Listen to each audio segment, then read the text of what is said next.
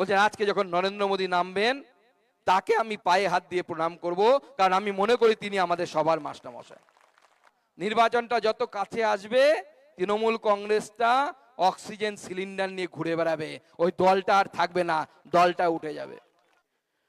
সুকান্ত মজুমদার নেতা শখে হতে আসেনি, ইউনিভার্সিটিতে পড়াতাম, প্রচুর মাইনে, একজন ইউনিভার্সিটি প্রফেসরের যেরকম হয়, সায়েন্সের টিচার, এসি ল্যাব, ওই ল্যাবে আমি রাজা, বিরাট ঘর নিয়ে 5টা স্টুডেন্ট, যা বলবো বললে পাও টিপে দেবে এরকম অবস্থা, কারণ আমার তাদের ভাগ্য আমাদের হাতে থাকে।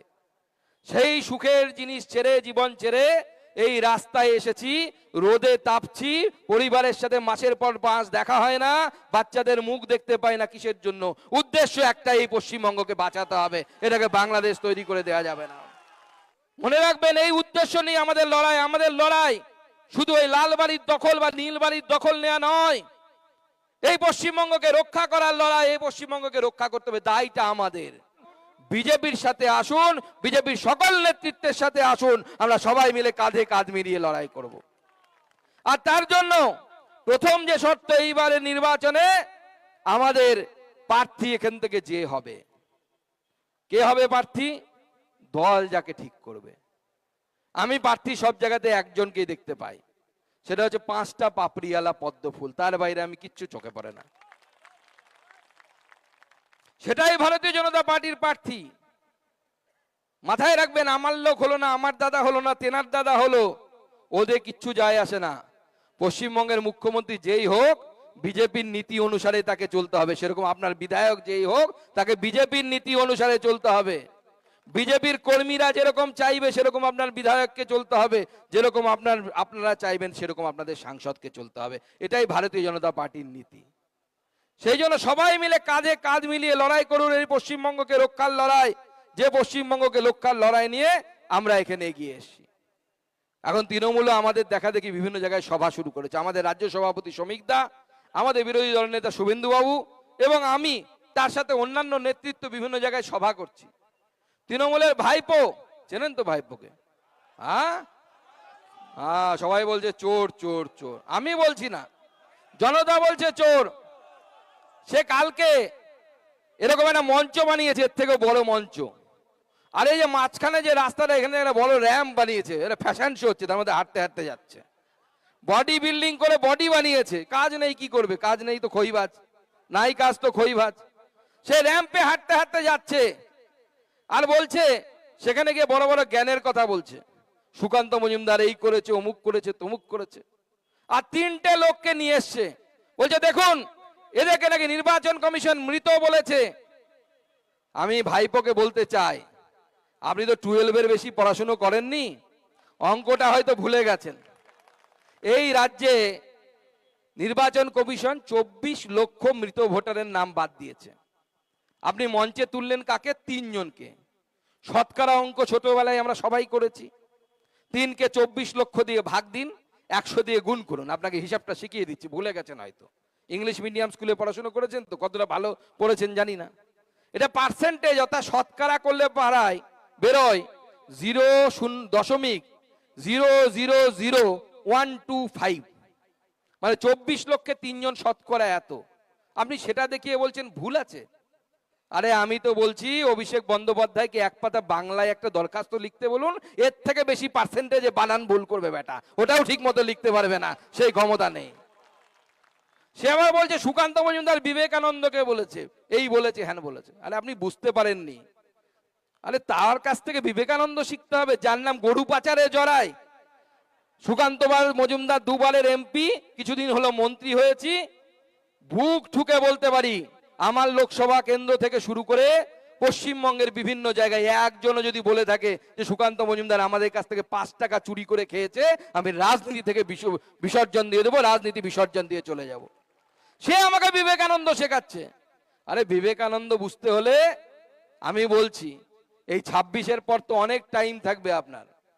উনি বলছেন দিল্লিতে গিয়ে chief election commissioner Gyanesh Kumar, তার কাছে গিয়ে বলেছে আঙুল উঁচিয়ে কথা বলবেন না। আরে বাবা, একজন আইএস অফিসার, আইআইটি কানপুর থেকে ইঞ্জিনিয়ারিং পাস করার পর আইএস এর পরীক্ষা দিয়ে হয়েছে, সে আঙুল উঠাবে না ওই 12 পাসের কাছে?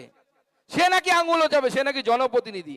আরে ভোট চুরি করে যে জনপ্রতিনিধি হয়েছে তাকে কেউ সম্মান করে না, ভোট জিতে জনপ্রতিনিধি হতে হয়। আপনি 5,000-এ ভোট জিতলে পরেও সেই সম্মান আপনি পাবেন, কিন্তু ভোট চুরি করে আপনি বিবেকানন্দ সুকান্ত মজুমদারকে শেখাতে আসবে না। ছোটবেলা থেকে যারা আমার বাড়ি যেত, ভাইপো শুনে রাখুন কানে তেল দিয়ে, সুকান্ত মজুমদারের পড়ার একটা ছোট্ট ঘর ছিল, মধ্যবিত্ত পরিবারের মানুষ। সেই ঘরে কোনো সচিন তেন্ডুলকারও ছবি লাগেনি, শাহরুখ খানেরও ছবি লাগেনি, আমির খানেরও ছবি লাগেনি, একটা ছবি লাগানো থাকতো পেপার থেকে কেটে, তার নাম হচ্ছে স্বামী বিবেকানন্দ। আমরা তাকে দেখে বড় হয়েছি। আপনি আমাকে বিবেকানন্দ শেখাতে আসবেন না। আরে গরু পাচারকারী যদি বিবেকানন্দের কথা বলে কেমন লাগবে বলুন তো? আরে বিবেকানন্দ থাকলে পরে তো সুসাইড করে নেবে আপনার কথা শুনলে, যে ভাইপো আমার নাম নিয়েছে মুখে, এই জীবন আমি রাখতে পারবো না, রেল লাইনে বডি দেব, মাথা দেব না।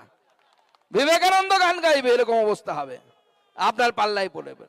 অভিষেক বন্দ্যোপাধ্যায় মঞ্চ থেকে বলে আমরা নাকি দিল্লির দালাল, আমরা নাকি দিল্লির দালাল। অভিষেক বন্দ্যোপাধ্যায়কে আমি এই মঞ্চ থেকে বলতে চাই, আমরা দিল্লির দালাল নয়, আমরা নরেন্দ্র মোদীর ভক্ত। কি আপনারা নরেন্দ্র মোদীর ভক্ত কিনা? আমরা সেই নরেন্দ্র মোদীর ভক্ত, সেই অমিত শাহর ভক্ত, যে গৃহমন্ত্রীকে, ভারতবর্ষের গৃহমন্ত্রীকে আপনার মুখ্যমন্ত্রী এবং আপনি দুঃশাসন বলছেন। দুঃশাসন বলছেন কোন গৃহমন্ত্রীকে? যে গৃহমন্ত্রী ভারত থেকে 370 ধারা বিলোপ করেছে। আমরা সেই নরেন্দ্র মোদীর ভক্ত, যে নরেন্দ্র মোদী এই গোটা দেশকে বিশ্বের সামনে এগিয়ে নিয়ে গেছে। আজকে আমেরিকার প্রেসিডেন্ট হোক, ইউকের প্রেসিডেন্ট হোক, তারা পর্যন্ত অবাক হয়ে তাকিয়ে থাকে নরেন্দ্র মোদীর দিকে।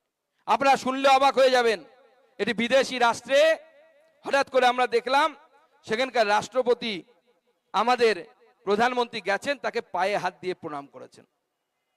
বিদেশি, তারা জাতিতে ধর্মে খ্রিস্টান, পায়ে হাত দেওয়ার সংস্কৃতি তাদের জানা নেই।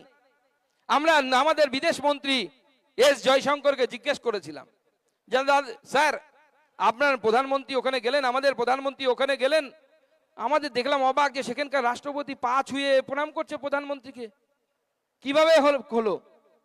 উনি লোকসভায় বলছেন যে যখন আমাদের ভারতের রাষ্ট্রদূত ওখানে সেই বিদেশের প্রধানমন্ত্রীর সাথে দাঁড়িয়ে আছে, প্লেন ঘুরছে আকাশে, নরেন্দ্র মোদী নামবে, প্রধানমন্ত্রী প্লেন, আমাদের রাষ্ট্রদূতকে সেই দেশের প্রধানমন্ত্রী জিজ্ঞেস করছে যে আপনাদের দেশে যদি কাউকে সম্মান দিতে হয় কিভাবে সম্মান দেন, কিভাবে গ্রিটিংস করেন? আমরা তো হ্যালো বলি, হ্যান্ডশেক করি। তো বলছে আমাদের রাষ্ট্রদূত যিনি আছেন তিনি বলছেন আমরা তো নমস্তে বলি, হাত জোর করে। বলছে না না, নমস্তে তো সাধারণ সবাইকে দেখা হলে করেন, নমস্তে তো সবাইকে করা যায়, বিশেষভাবে সম্মান দিতে গেলে কি করেন? উনি বুঝতে পারছেন না। অনেকবার বোঝানোর পর আমাদের রাষ্ট্রদূতকে বলেছেন ওখানকার প্রধানমন্ত্রী, আচ্ছা আপনার সাথে যদি রাস্তায় আপনার মাস্টারমশাইয়ের দেখা হয় তখন আপনি কি করেন? বলে অনেকদিন পর মাস্টারমশাইয়ের সাথে দেখা হলে আমাদের সংস্কৃতিতে নিয়ম হচ্ছে তার পায়ে হাত দিয়ে প্রণাম করি। বলছেন আজকে যখন নরেন্দ্র মোদী নামবেন তাকে আমি পায়ে হাত দিয়ে প্রণাম করব, কারণ আমি মনে করি তিনি আমাদের সবার মাস্টারমশাই। ভাবুন, একজন বিদেশি সংস্কৃতির লোক, সেই লোক সে খুঁজছে যে ভারতীয় সংস্কৃতিতে কি করে, কিভাবে সম্মান জানাতে হয় ভারতীয় প্রধানমন্ত্রীর, তাকে সম্মান জানানোর জন্য। ইটালির প্রধানমন্ত্রী মেলোনি, তিনি নরেন্দ্র মোদীর ফ্যান, তিনি বলছেন নরেন্দ্র মোদী আমাদেরকে পথ দেখাবে। মাঝে ভারতীয় বংশোদ্ভূত ঋষি সোনক ইউকের প্রধানমন্ত্রী হয়েছিলেন কিছুদিনের জন্য, তিনি বলছেন নরেন্দ্র মোদী আমাদের জন্য রোল মডেল। আরে আর কাউকে ছেড়ে দিন, পাকিস্তানের সাধারণ মানুষকে জিজ্ঞেস করলে তারা বলছে আমাদের আফসোস, আমরা যদি নরেন্দ্র মোদীর মতো যদি একটা প্রধানমন্ত্রী পাইতাম তাহলে আজকে পাকিস্তান ও ভারতবর্ষের মধ্যে হয়ে যেত। আর আমাদের মুখ্যমন্ত্রী কলেজ ভাড়া করে নিয়ে ভাষণ দিতে যাচ্ছেন। সেই পিসির যদি দুর্নীতির গল্প শুরু করি, পিসি নাকি এতই সৎ, তার পাড়ার আশেপাশে যত জায়গা জমি আছে 35খানা প্লট সবাই গিয়ে দিদিমণির পরিবারকে বিক্রি করে দিচ্ছে, কেউ অন্য কাউকে দেয় না। দিদিমণি কনফিডেন্ট ভোটে জিতবে, দিদিমণি বলছে যতই করুক ভোটে জিতবো আমরা। আমি পরিষ্কার বলে দিচ্ছি, দমিয়ে দেয়া বিজেপিকে যাবে না। যতই অত্যাচার করো, যতই খেলো, পুলিশ যদি পাশ থেকে সরে যায় তৃণমূল কংগ্রেসকে খুঁজে পাওয়া যাবে না। 15 মিনিটে তৃণমূল কংগ্রেসের সমস্ত পার্টি অফিস বন্ধ হয়ে যাবে। আর নির্বাচনটা কাছে আসতে দিন। সবে তো বলেছে যে আমরা নির্বাচনের তালিকা মানি না। নির্বাচনটা যত কাছে আসবে তৃণমূল কংগ্রেসটা অক্সিজেন সিলিন্ডার নিয়ে ঘুরে বেড়াবে, ওই দলটা আর থাকবে না, দলটা উঠে যাবে। চিফ ইলেকশন কমিশনকে গিয়ে বলছে জ্ঞানেশ কুমারকে ভ্যানিশ কুমার। আরে ভ্যানিশ কাকে বলে? 26-এর নির্বাচনের পর বাংলার জনতা দেখাবে, তৃণমূল কংগ্রেসকে ভ্যানিশ করে দেওয়ার দায়িত্ব বাংলার জনতা নেবে, সেই প্রস্তুতি নিচ্ছে। মনে রাখবে, তোমার পুলিশ তখন তোমার পুলিশ থাকবে না, তোমার পুলিশ তোমার মাঠ, বাংলার জনতা করবে কুপকাত, সেই দিন আসছে। বাংলার জনতা সেই জন্য তৈরি হচ্ছে। আপনারাও তৈরি হন, আপনারাও তৈরি হন। সেই তৈরি কিসের জন্য? পশ্চিমবঙ্গকে আবার সোনার বাংলা বানানোর জন্য।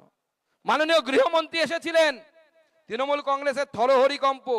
একজন মুখ্যমন্ত্রী সংবিধানের শপথ নিয়ে তিনি বলছেন আমি চাইলে অমিত শাহ নিউ টাউন থেকে বেরোতে পারবে না। ভাবা যায়? মুখ্যমন্ত্রী না গুন্ডা সেটাই বোঝা যাচ্ছে না। গুন্ডা বলবো না গুন্ডি বলবো কে জানে, জানি না কি বলা উচিত। একজন মুখ্যমন্ত্রী হয়ে তিনি বলছেন যে ভারতবর্ষের স্বরাষ্ট্রমন্ত্রীকে বের হতে দেবেন না নিউ টাউন থেকে।